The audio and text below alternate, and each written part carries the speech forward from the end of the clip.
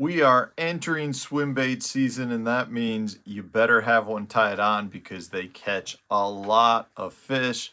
And I got to tell you, there are a lot of different things that you can do to your swim baits to improve not only the number of bites that you catch, but as well as your hookup percentage, which means then you can have a shot at a greater landing percentage. And I've got a good tip for you today, and that's to give this guy a try.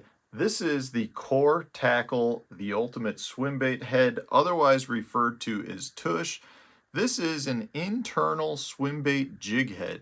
And the reason this thing is so good is that when you rig it up on your favorite soft plastic swim bait, it's going to increase the amount of belly roll. It's going to stay on your bait longer, which is going to increase the life of your favorite soft plastic swim bait.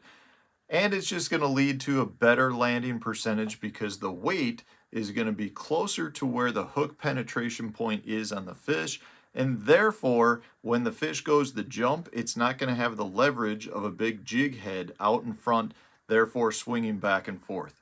So let me show you how easy it is to rig. You simply just slide it right in the nose of the swim bait, slide it up to the point where you want it to come out. And the nice thing with these Raid, so this is a Raid full swing. This is a new swim bait I've been playing around with. The nice thing is they've got a line slot right down the middle so you can see where to bring it out. And at that point, you're just going to slide it right up until the tip comes right over the front of the bait. Therefore, you can see the bait is fully rigged, fully straight. This is a 1/4 ounce 4/0 size hook. So the benefits to this over traditional swim bait jig heads, not that just like I mentioned before, it's a bait that will prolong the life of your baits. You get better landing percentage with it, but now you can see you've got a much more compact profile where the bait is going to skip really well if you want to skip this up and around docks, and you're also going to have a more compact profile. So this is a 4-inch, and you can see they recommend a size 4/0 hook, which is what we have here. And you've got a full 4-inch bait. You don't have an extra 1/2 inch ahead that can make the bait look a little bit different, but you've got a much more natural look now by using the Core Tackle Tush swim bait head. This thing is going to give this bait so much more belly roll. It's going to lead to more bites. It's going to lead to better landing percentage. It really, in my opinion, is the best swim bait head on the market. If you have not tried it yet, I say go out, give it a try, pair it up with the full swing, and you'll find that it really gets you a bunch of good bites. A couple other quick tips for you. Anytime you're throwing a swim bait around, don't be afraid to stay with a little bit heavier line. A lot of people think a swim bait like this is more of a finesse presentation. You have to downsize your line. Well, in most circumstances, as long as you're not fishing extremely clear water, you can stick with a 12 or 15 pound fluorocarbon line, which allows you to set the hook harder, allows you to throw it on bait casting gear, and just leads to better landing percentage. The other thing to take note is a lot of people end up losing fish on swim baits because the fish come up and jump and shake the bait free. A lot of times that's a cause of the bait. As it's moving through the water, the fish hits it and pushes the bait forward. When you set the hook, you're really not getting a great hook set because that fish is still coming forward with the bait. So for that reason, it's really important, especially on a long cast, if that fish bites at the end of your cast, to crank hard on that fish until it really, really loads up on the rod. This will help you prevent from losing a lot of those fish, because a lot of times an angler will set the hook, think they've set it really good, and that fish will jump halfway back to the boat, shake the bait, and it's just because they didn't get the hook set that they thought. So crank hard after you feel that bite until the rod really loads up, then set the hook. That will lead to less lost fish on swim baits. Guys, for fishing a swim bait in the fall, I'm going to share with you a unique way to rig it and fish it, not your traditional way that you hear about. Now, guys, before that, I was going to share I've started a new YouTube channel called The Fishing Coach. Hey, man, go check it out. You're going to get a variety style of content from me on that channel. I'll continue to be on Declassified and make videos for the Declassified channel. But hey, go check it out, subscribe, help me grow and be a part of the Fishing Coach family. Now, guys, one thing about the fall, okay? Bait fish, very, very crucial. Okay, you hear about it, and I think that's because of the bait. They're migrating from the main lake to the creeks to the back of the creeks.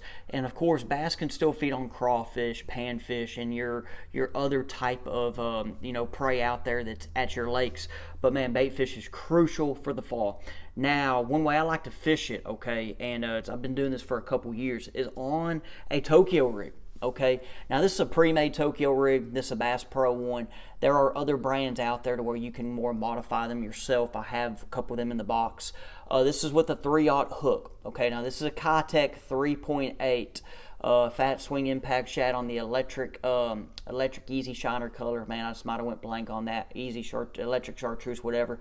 But guys, one thing about it is this is a 3.8 size swim bait, but you can put smaller ones on here. Okay, for example, this 6 cents here has one that's 3.2. One thing, guys, about swim baits is it seems like all the companies make a different size, so you can have different sizes.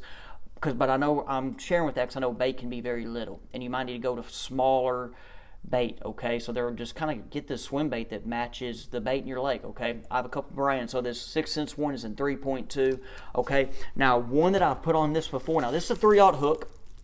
It's perfect with this, okay? But one that I've done before, and I say 3/0, I think you can get some in 2/0s and the 4 and 5s. I don't really do the 2, but one that I've done before, and this one barely fits on here, is this Skinny Dipper Junior, okay? But as you see, look how much smaller it is than that guy, all right? Just going right there, okay? And you see, now this one, like I said, has done well for me at lakes here, Southwest Arkansas, Highland Reservoirs. I mean, I believe, like your lakes and hot springs to Millwood. I mean, this is a good size bait, okay? Now, I've just talked about the rig and the setup. Okay, now, fishing the Tokyo rig. One thing I like about it, you can fish this deep, you can fish it shallow, but you're feeling the bottom. You're feeling something. It's like a jig. You are feeling bottom contact. And one thing I like about it, I'm not going to fish it super deep right now. I mean, you can, but I'm looking at in your creeks, secondary points, rock, flat points, okay? If it's a flat point, stumps, you can throw this and you are filling your structure, your cover that you are targeting, okay? You can throw these in brush piles too, but I really just don't throw them in brush piles. I'm trying to throw this on them rock points, okay, which is, where I live at, from central Arkansas all the way down to Texas even, and even your Oklahoma lakes, guys. This right here, like I said, there's a lot of rock, and you can feel the rock. And there can be some flats with stumps in the back of your creeks as well.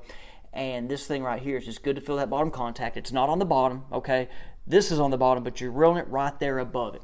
So, and you're always moving it. That's one thing with the retrieve. You're either dragging it.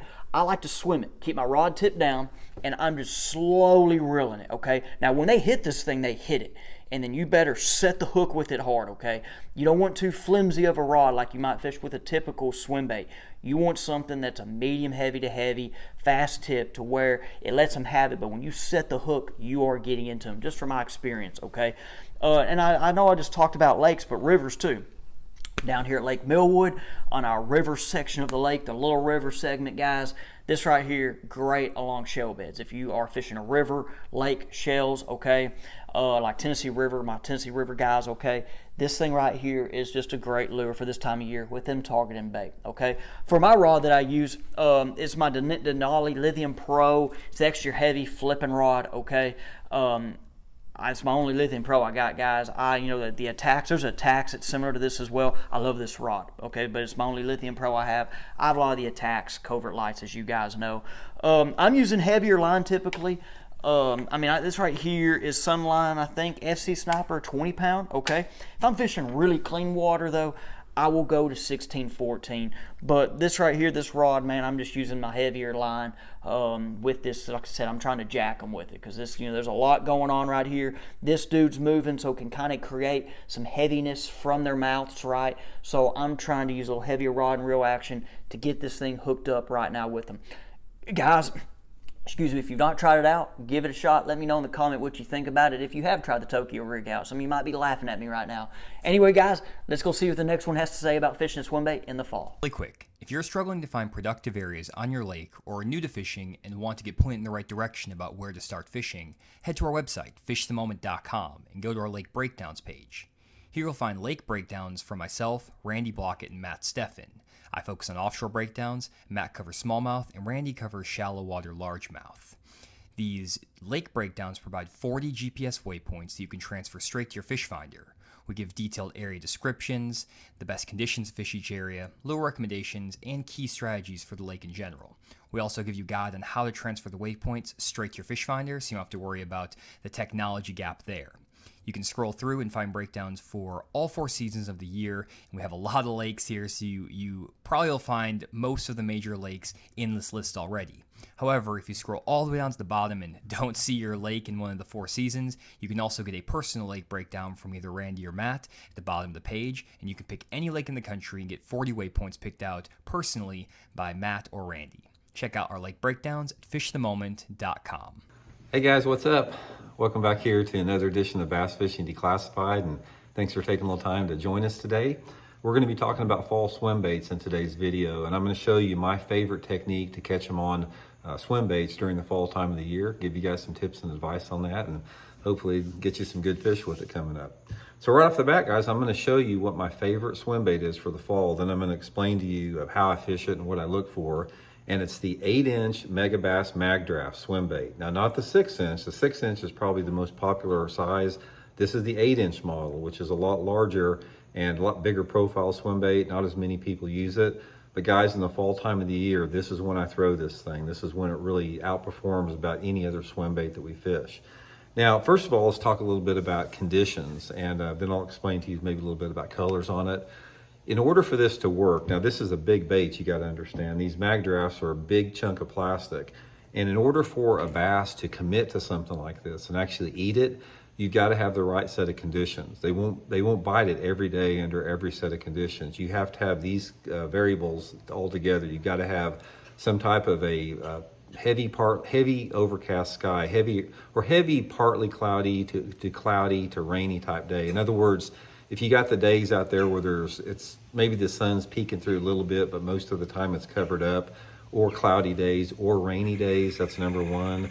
The second, you have to have a strong south wind or southwestern wind, anywhere between say 10 to 25 miles an hour. And it helps if you've got a steady or falling barometric pressure. Now, all of these factors combined, along with the right water visibility, you got to have the water visibility sort of in that 3 to 6 foot zone. So those factors all have to come together for this thing to actually work very good. If not, you're not going to get many bites on it. But when you get those type of days in September, October, November, guys, you can just rip them on this thing. Now, a couple different factors on this that I want to go into as far as where to fish it and colors. There's 2 primary colors that I like. I like, the brighter colors that Megabass makes, like the albino and the new one here. Under the days where it's really, really dark, say it's raining out, water visibility is maybe down more to that 3 foot zone, lower light conditions, what I like the bright ones. And then I like the more subtle colors like this. This is the nude rainbow. On the days that maybe it's a little bit more higher light intensity and maybe the wind's not quite as strong as I would like it, and maybe it's up in the day where it's just a little bit brighter, or the water's clear. That's when these type of colors work better. So these are my main 2 colors. What you want to look for, guys, is once you get those conditions, those environmental conditions, then you have to decide where you want to fish it. Now, the best place to fish it, there's 2 different areas that I've caught a lot of fish in. Actually 3, but I'll talk about the 2 main ones. Number 1 is bluff banks. My favorite technique to use on this is to get on channel swings or bluffs. It could be vertical bluffs, it can be steep banks, whatever, and make long casts parallel down the bluff or the steep bank with it and try to target sort of that 3 to 10 foot zone with it. That's number 1. Number 2 is fishing main lake points. I'll get out off those main lake points. They can be steep points, they can be flat points, it doesn't really matter, and just fan cast around those point sides and ends. I usually get my boat like in say 15 to 20 foot of water, and I'll fan cast everywhere. I'll fan cast in open water to the bank, to the sides, just really, again, trying to target, that sort of that 5 to 10 foot zone on those points.